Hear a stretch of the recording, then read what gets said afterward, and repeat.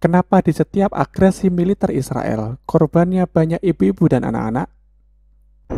Gaza burned and billowed as Israeli airstrikes hit cars, factories, and homes in the Palestinian territory. In return, hundreds of rockets fired. Kaum muslimin dan muslimat, kita mungkin sering mendengar peribahasa mati satu, tumbuh seribu. Namun, bagi warga Gaza, Palestina, ungkapan yang lebih pas adalah mati 1000, lahir 3000. Ini terbukti pada kejadian dalam invasi serangan 13 tahun yang lalu oleh tentara Israel ke Gaza pada tanggal 27 Desember tahun 2008 hingga 17 Januari tahun 2009 atau sekitar 22 hari.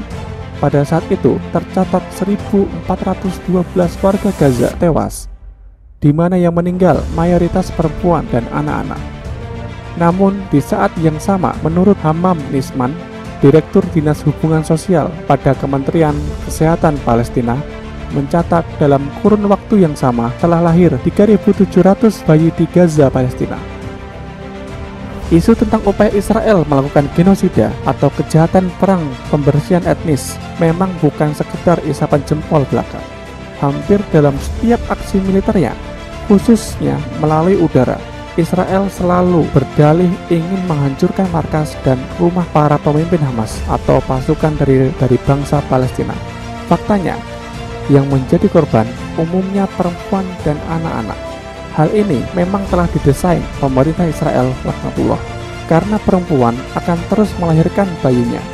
Anak-anak akan tumbuh besar dan sebagian kelak akan menjadi mujahidin yang memerangi Israel. Itulah kenapa kita sering melihat tayangan video dan berita bagaimana kekejian dari pasukan Israel yang selalu membunuh anak-anak dan ibu-ibu di setiap agresinya. Sangat bertentangan dengan jenis peperangan atau agresi lainnya, yang mana kaum anak-anak atau bayi serta ibu-ibu tidak akan dikorbankan dalam peperangan.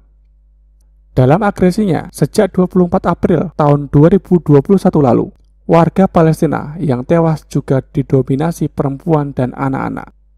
Dan sama seperti kejadian-kejadian sebelumnya, namun Allah Subhanahu wa Ta'ala mengetahui rencana mereka, sehingga setiap terjadi jumlah korban tewas akan selalu diganti oleh bayi-bayi yang baru lahir dengan 3 kali lipat lebih banyak daripada jumlah korban tewas.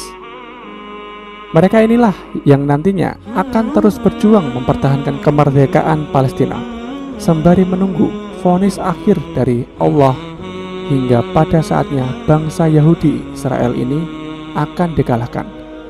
Saudara-saudaraku yang beriman, Allah Subhanahu wa Ta'ala tidak mewajibkan kita semuanya warga muslim terjun langsung ke medan perang menghabisi pasukan Israel yang telah lama menjadi teroris kejahatan manusia yang luar biasa ini.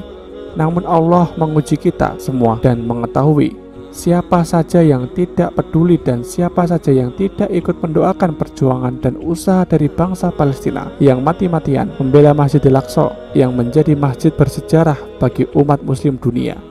Allah Subhanahu wa Ta'ala telah memilih bangsa Palestina untuk menjaga masjid yang pernah jadi kiblat pertama umat muslim ini bukanlah hal yang kebetulan, namun karena Allah mengetahui bagaimana keimanan mereka yang rela mati syahid untuk mempertahankan Al-Quds ini. Kita yang berada di luar Palestina tidak selayaknya hanya jadi penonton, apalagi tidak peduli atas perjuangan dan darah yang mengalir hingga ribuan nyawa yang telah melayang. Paling tidak, doa atau sumbangan sedekah kepada mereka atau dalam bentuk protes baik di dunia nyata atau melalui media sosial untuk mengecam aksi kebiadaban bangsa Israel termasuk sekutunya. Walaupun bangsa Israel merupakan salah satu kaum yang sengaja Allah beri tangguh kepadanya hingga pada saatnya nanti menuju masa akhir kehidupan manusia.